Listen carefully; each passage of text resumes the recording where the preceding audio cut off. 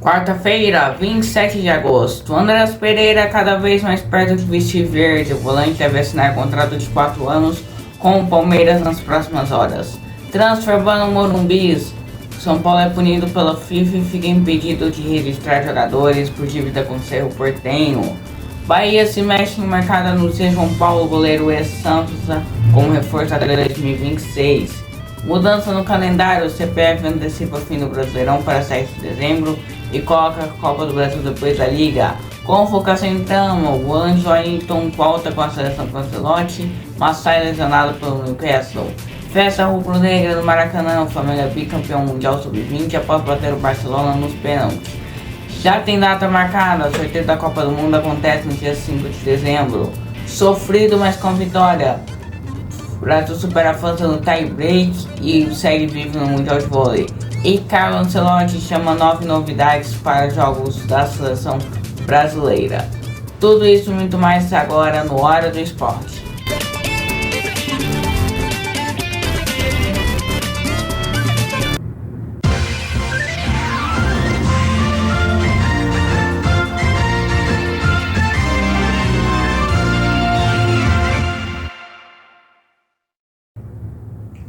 No ritmo da emoção, no compasso da informação, Hora do Esporte está no ar. Boa noite.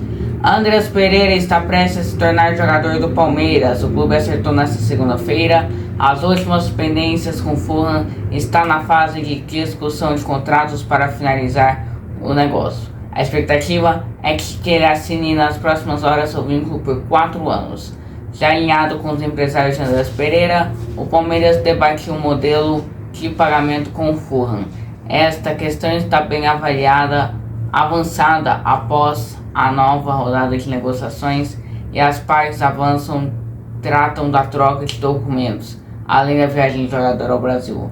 A negociação é um desejo na academia de futebol desde o fim do ano passado, quando o Verdão fez o primeiro contrato pelo volante. Em fevereiro, após longa novela, ele acabou recusando a investida a fim de permanecer no futebol europeu.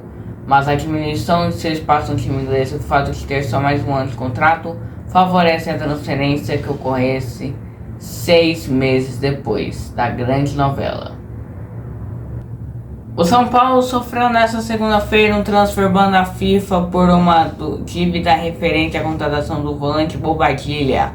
O tricolor, portanto, está impossibilitado de registrar novos jogadores. O tricolor pagou a primeira parcela ao Cerro Porteño pela compra de Bobadilla, mas um atraso no pagamento seguinte causou o transfer ban. O clube informou a realização do pagamento devido na tarde desta segunda-feira, assim que soube do bloqueio. O São Paulo ainda não registrou o lateral direito Mailton, recém-contratado, mas não tinha expectativa de contratar novos jogadores até o fim dessa janela de transferências que vai até 2 de setembro aqui no Brasil. O que pode mudar esse cenário é a provável lesão do atacante André Silva, que contundiu o joelho direito na vitória do São Paulo por 2-0 sobre o Atlético Mineiro no último domingo, e há a possibilidade de centroavante André Silva perder o restante da temporada. O Bahia anunciou a primeira compra do clube nessa segunda janela de transferências. Trata-se do goleiro João Paulo, que chega por empréstimo no Santos até junho do ano que vem. O contrato assinado entre as partes traz ainda gatilhos para uma eventual compra ao fim da sessão temporária. O valor de uma possível compra de João Paulo gira em torno de 1,9 milhão de euros. Para trazer o goleiro do Santos, o Bahia não pagou pelo empréstimo, mas abriu mão de uma dívida de 260 mil euros referente a outras negociações entre os clubes. Recentemente, Jean Lucas foi do Peixe ao Tricolor e Tassano fez o caminho inverso.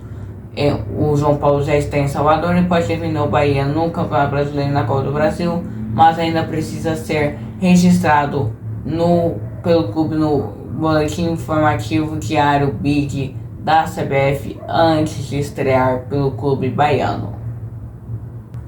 Agora faremos uma rápida pausa aqui no Hora do Esporte e na volta as principais notícias dessa quarta-feira do mundo esportivo aqui na TV Mundial. Então você fica aqui no intervalo, na volta a gente volta com mais notícias para você. Até já!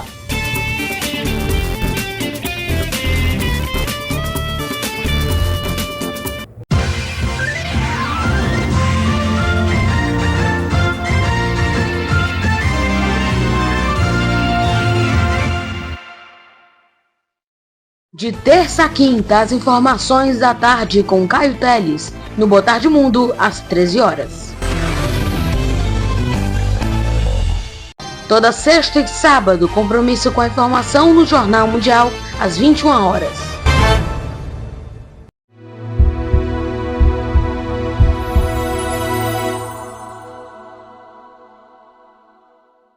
Revista do Domingo, seu noticiário no domingo com Clara Bezerra, às 19 horas. Sábado News, todo sábado de manhã com Eduardo Elau, às 9 horas da manhã.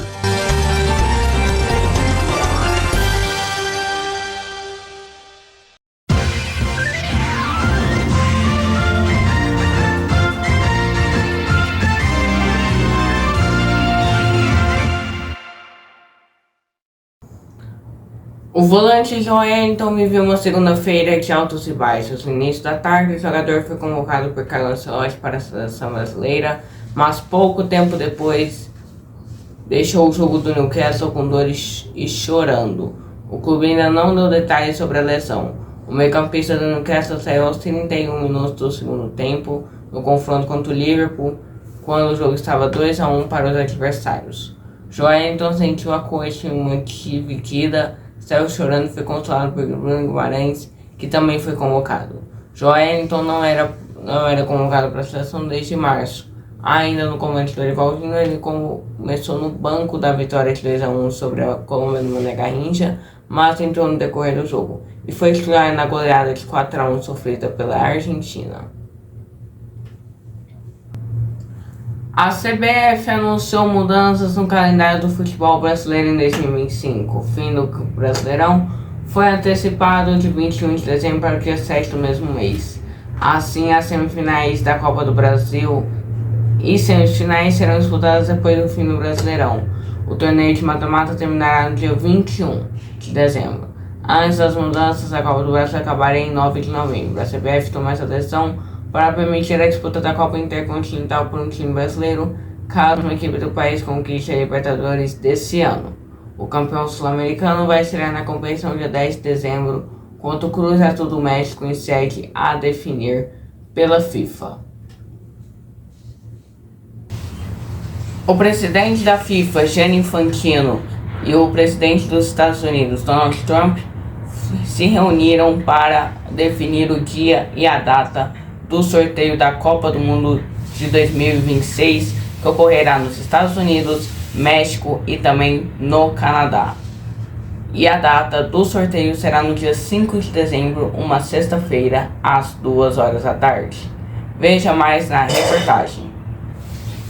Data marcada. Em um encontro com o presidente da FIFA, Gianni Infantino, no Salão Oval da Casa Branca, o presidente americano Donald Trump anunciou que o sorteio da Copa do Mundo de 2026 acontecerá no dia 5 de dezembro. O evento vai ser sediado no Kennedy Center, em Washington, capital dos Estados Unidos, que vai dividir a organização do torneio com México e Canadá. Aos repórteres presentes, o republicano sugeriu que o presidente da Rússia, Vladimir Putin, poderia comparecer ao Mundial, já que tem muita vontade de estar lá, embora sua presença dependa ou não do resultado dos esforços de paz na Ucrânia. Infantino entregou a Trump um ingresso gigante da primeira fileira, assento número 1, para a final da Copa do Mundo, que será disputada no dia 19 de julho no MetLife Stadium, em Nova Jersey, arredores de Nova York. Foi difícil, foi sofrido. Entretanto, o Brasil cumpriu a missão ao vencer a França por 3-2, 21-25, 20-25, 15-25, ou melhor, 25-15, 25-17 e 13-15 no grupo C do Campeonato Mundial de Vôlei, lá na Tailândia. Para saber mais dessa notícia, veja na reportagem de Elisiane Victoria. Brasil vence a França de virada em jogo. Emocionante, lidera o grupo C do Mundial. A seleção brasileira leva 2-0, mas se recupera em quadra e mantém 100% de aproveitamento no torneio. Veja a seguir. Foi difícil, sofrido. Entretanto, o Brasil cumpriu a missão neste domingo, 24, ao vencer a França por 3-2. Pelo grupo C do Campeonato Mundial, realizado na Tailândia. Essa vitória foi muito importante. Começamos o jogo com dificuldade, E sabíamos que seria assim. A gente, aos poucos, conseguiu ir se ajustando. E é isso. É muito importante no nosso caminho no Mundial. Não é a primeira vez que saio do banco. Isso acontece com todo mundo. E a gente trabalha para isso, como equipe. Essa mentalidade é que todas temos que ter. A gente precisava de energia para virar o jogo. E foi isso que aconteceu, declarou Rosa Maria. A França, uma das seleções que mais evoluíram desde Paris 2024, deu trabalho ao Brasil, da etapa inicial. Um panorama bem diferente do que as brasileiras encontraram na estreia diante da Grécia. Atropelada por 3-0. As comandantes do técnico José Roberto Guimarães protagonizaram um set equilibrado, mas não conseguiram frear os ataques rivais pelas pontas e viram as adversárias fecharam a parcial em 25-21. Iman Ndiaye foi a maior pontuadora do primeiro set com 6 pontos. A vitória canarinho deixa o Brasil na liderança, que deve ser confirmada em definitivo na próxima terça-feira, às 9h30 de Brasília. Diante do lanterna Porto Rico, a França, que ocupa a segunda posição, vai duelar com a Grécia. Duas equipes avançam para a próxima fase do torneio. De Elis para o Hora do Esporte. O técnico Carlo Ancelotti convocou a seleção brasileira para os jogos contra Chile e Bolívia. O Brasil enfrenta o Chile no dia 4 de setembro, às 9h30 da noite no Maracanã, e contra a Bolívia no dia 9 de setembro, às 8h30 da noite, na altitude. Pois é, vai ser jogo complicado, hein? Mas o Chile vai ser tranquilo, na minha opinião. Tivemos 9 novidades na convocação, e para saber quem foram esses convocados, veja na reportagem de João Pedro Coutinho. O técnico Carlo Ancelotti divulgou nesta segunda sua segunda lista de convocados no comando da seleção brasileira. O time vai encarar o Chile no Maracanã dia 4 de setembro e vai encerrar as eliminatórias da Copa de 2026 diante da Bolívia em La Paz no dia 9. Entre os 26 nomes, destaque para o atacante Caio Jorge do Cruzeiro, o único estreante. Já Neymar permanece fora da lista. Veja todos que foram convocados. Na parte de goleiros, Alisson, Bento e Hugo Souza. Defensores, Alexandre Ribeiro, Alexandro, Caio Henrique, Douglas Santos, Fabrício Bruno, Gabriel Magalhães, Marquinhos, Wanderson e Wesley. No meio-campistas, André Santos, Bruno Guimarães, Casemiro, Joeliton e Lucas Paquetá. Nos atacantes, Estevão, Gabriel Matilli, João Pedro, Caio Jorge, único estreante, Luiz Henrique, Matheus Cunha, Rafinha e Richarlison. A seleção soma 25 pontos e ocupa a terceira colocação nas eliminatórias sul-americanas, já garantida na Copa do Mundo de 2026, que será disputada no México, Estados Unidos e Canadá. A Argentina lidera com 35 pontos. E em outubro, o Brasil terá 2 amistosos no continente asiático, dia 10 contra a Coreia do Sul, em Seul, e dia 14 diante do Japão, em Tóquio, pela Copa Kirin. Essas são as informações de João Pedro Coutinho aos estúdios da Hora do Esporte. Agora vamos à curiosidade do dia. Você já percebeu que a Globo não faz pré-jogo nas transmissões de quarta-feira à noite? Pois é. Já parou para pensar o porquê disso? A grade da Globo é bem apertada durante a semana, principalmente as quartas, antes da bola rolar. A emissora mantém novelas de grande audiência, como a das 7 e das 9, além do principal jornal do país, Jornal Nacional. E como esses programas são líderes de audiência e estratégicos para a emissora, a Globo opta por não abrir espaço para um pré-jogo. Isso já acontece há muitos anos. O futebol de quarta-noite entra quase direto depois da novela das 9 do JN, justamente para não perder o público que já está acompanhando a programação. Diferente dos domingos, por exemplo, quando a Globo tem um esporte espetacular, ou bora pro jogo e o pré-jogo antes da bola rolar. Vale lembrar que até existem transmissões de cobertura especial nas quartas, mas geralmente só em decisões de campeonatos ou jogos muito importantes. Quando a emissora abre mão de parte da novela ou do JN para dar mais tempo ao futebol. E aí, você gostaria de ver um pré-jogo fixo nas noites de quarta-feira à noite? Ou acha melhor a bola rolar logo depois da novela? Fica aí a curiosidade do dia. E assim chegamos ao final de mais uma Hora do Esporte. Eu agradeço a sua companhia. Para rever as reportagens, volte o vídeo aqui no YouTube. Não esqueça de seguir as nossas páginas lá no Instagram, TV Mundial UFC, ou Portal 05 Notícias, feito pelo nosso Carteles, e também o meu Instagram pessoal, Eduardo Pires Oficial 1. Lembrando que quarta que vem tem mais Hora do Esporte. Eu espero por você para uma nova edição do Hora do Esporte. Farei questão da sua companhia. Para você, uma boa noite.